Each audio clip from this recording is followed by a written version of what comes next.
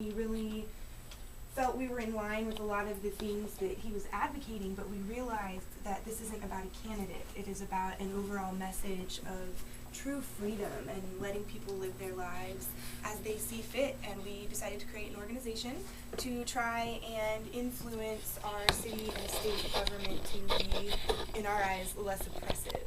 And what exactly does that mean when you get down to the nitty-gritty? What do you want them to be less oppressive about? Well, ultimately, we are looking for a decentralization of power. We believe our country was founded on the principles of federalism, and that the most important place for power to lie is as close to the individual as possible. So that means you have the most authority to govern your own life, and you delegate certain powers to your family, you'll delegate certain powers to your city, you'll delegate certain powers to your state.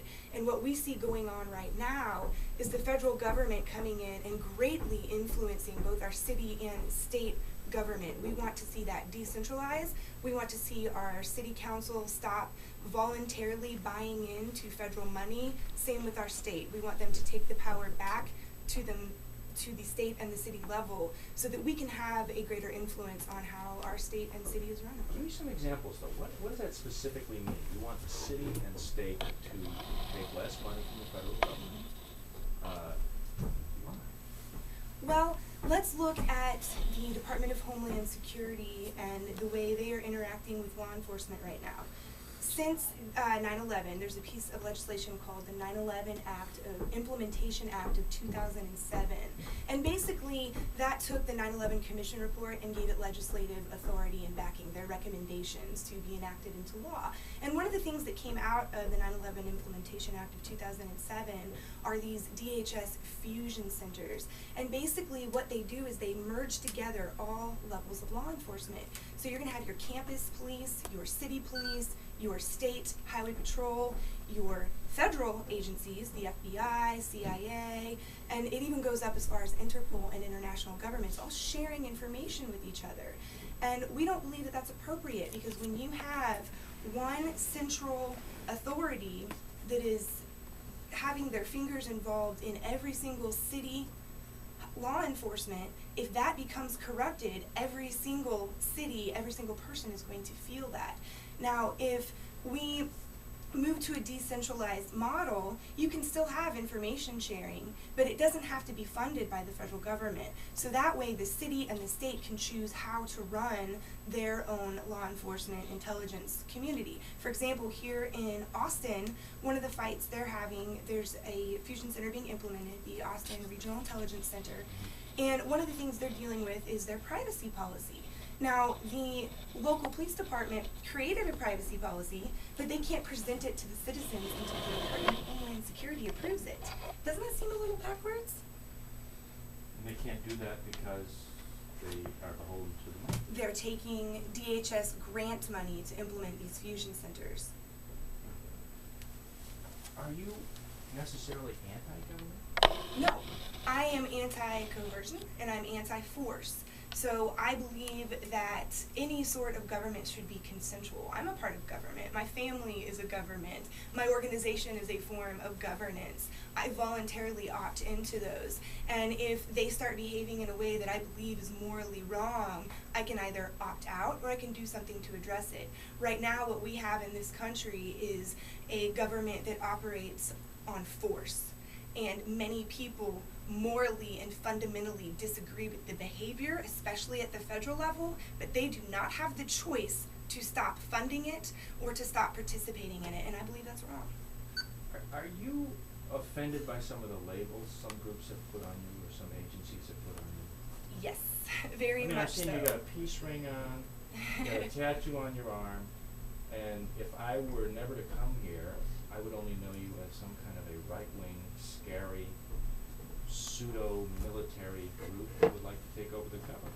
Well, you know, it's funny because the right wing accuses me of being left wing, the left wing accuses me of being right wing, the libertarians don't necessarily like me because I'm not a party person, the big L libertarians, so everyone has their opinion, but the fact of the matter is I don't believe in the initiation of force. So that means I don't believe in taxation by force, I don't believe in taking force against my government unless it is in defense of myself.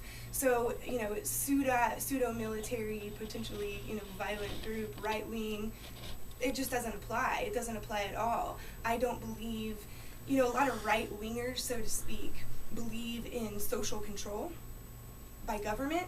I don't. I also don't believe in preemptive war. So I don't really fit in with any of those labels at all. I believe in true freedom, which is a non-partisan issue. It unites everyone. It's a human issue.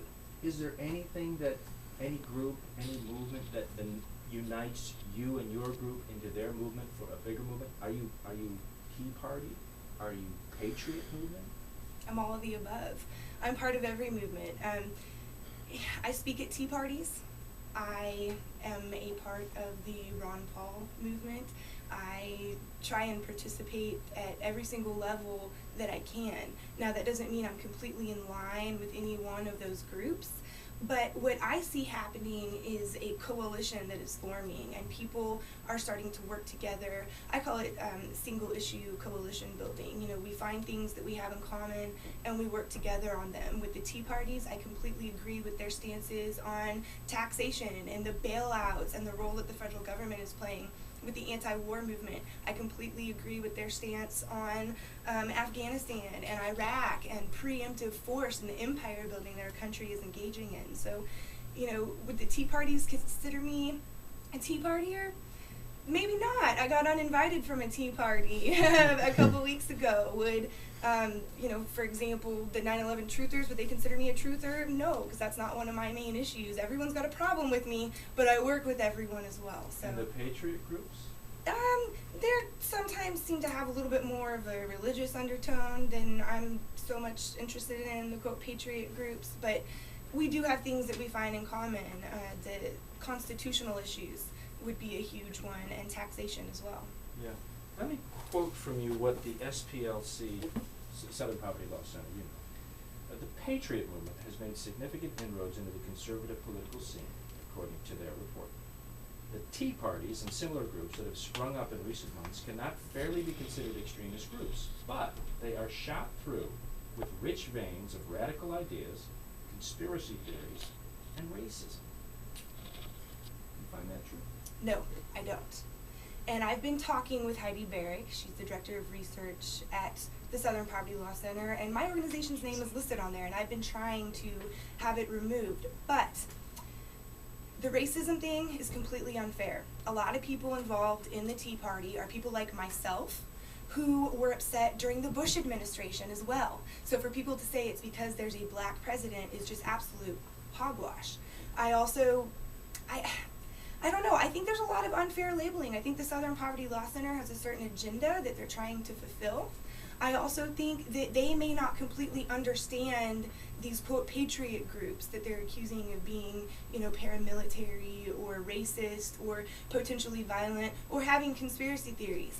I sent an email to Heidi Barrick with links to YouTube footage of the G20 convention and to legislation like HR 645, which calls for long-term detention centers on no fewer than 6 existing military bases, calling for long-term housing, education, healthcare, transportation needs.